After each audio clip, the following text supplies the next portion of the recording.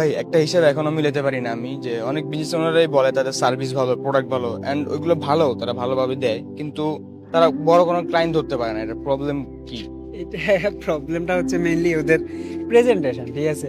ধর ওরা যে কোয়ালিটি সার্ভিস দিচ্ছে, যে কোয়ালিটির ওদের টিম আছে, যে মানুষজনকে ভালোভাবে সার্ভ করে, অ্যান্ড ওদের প্রোডাক্টের কোয়ালিটি, এই জিনিসগুলোকে ওরা হচ্ছে প্রিমিয়াম ভাবে প্রেজেন্ট করতে পারতেছে না মানুষজনের কাছে। তুই যদি প্রিমিয়াম ভাবে প্রেজেন্টটা করতে পারোস, তখন গিয়ে মানুষজন বিশ্বাস করবে যে কি তুই প্রিমিয়াম সার্ভিস দেস বা প্রিমিয়াম কোয়ালিটির প্রোডাক্ট আছে তোর কাছে, তখনই মানুষজন থেকে কিনবে, তখনই ভালো ভালো ক্লায়েন্ট তোর কাছে আসবে।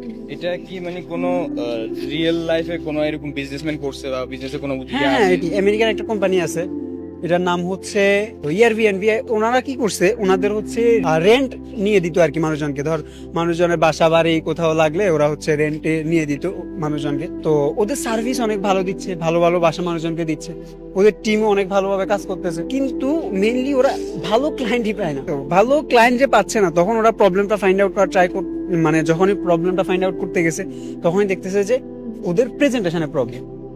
ওরা প্রেজেন্ট করতেছে কি, ওদের টিম মেম্বাররা এমনিতে একটা ফোন দিয়ে ছবি তুলছে, ছবি তুলে ওই জিনিসটাকে আপলোড করে দিচ্ছে। যখন ছবি তুলে ওই জিনিসটাকে আপলোড করে দিবি তুই, তাইলে তো এটা সুন্দর হইলো না। তোর যে যত ভালোই কি হোক, রুম হোক, যত ভালোই ফ্ল্যাট হোক, এটা বোঝা যাচ্ছে না।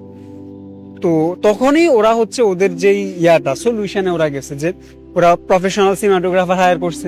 প্রফেশনাল সিনেমাটোগ্রাফার হায়ার করে ওরা হচ্ছে ভালোভাবে প্রফেশনাল ভাবে মানে কি বলে এটাকে, প্রেজেন্টেশনটা করছে, তোর ভিডিও শুট করতেছে, ফটো শুট করতেছে, এন্ড দেন ওদের সেল 2-1 মাসের মধ্যেই হচ্ছে ওদের হয়ে গেছে, সেল মানে বাড়া শুরু হয়ে গেছে, এবং ভালো ভালো ক্লায়েন্ট আসা শুরু হয়েছে। বাকি বিজনেস গুলোর ক্ষেত্রে কি এটা বা এইভাবে কাজ করবে, বা এটা কি হ্যাঁ, এটা সব বিজনেসের ক্ষেত্রে কাজ করে। এটা তো সিম্পল ইকুয়েশন না। ধর কোনো একটা ক্লায়েন্ট, আমাদের রিয়েল এস্টেট ক্লায়েন্ট গুলোর কথা যদি বলি, ধর আমাদের ক্লায়েন্ট গুলো কি করতেছে, সারাদিন ব্যাপী আমাদের ইয়াসিন ভাইরে হায়ার করতেছে। ইয়াসিন ভাইরে হায়ার করে হচ্ছে ওনার টিম সহ ওরা কি সারাদিন কাজ বাজ করতেছে, কোয়ালিটি আউটপুট বের করতেছে। আর একটা রিয়েল এস্টেট কোম্পানি যদি ধর, যারা হচ্ছে জাস্ট নিজেরা এমনি একটা ভিডিও করে কি করতেছে, প্রেজেন্ট করতেছে মানুষজনের কাছে।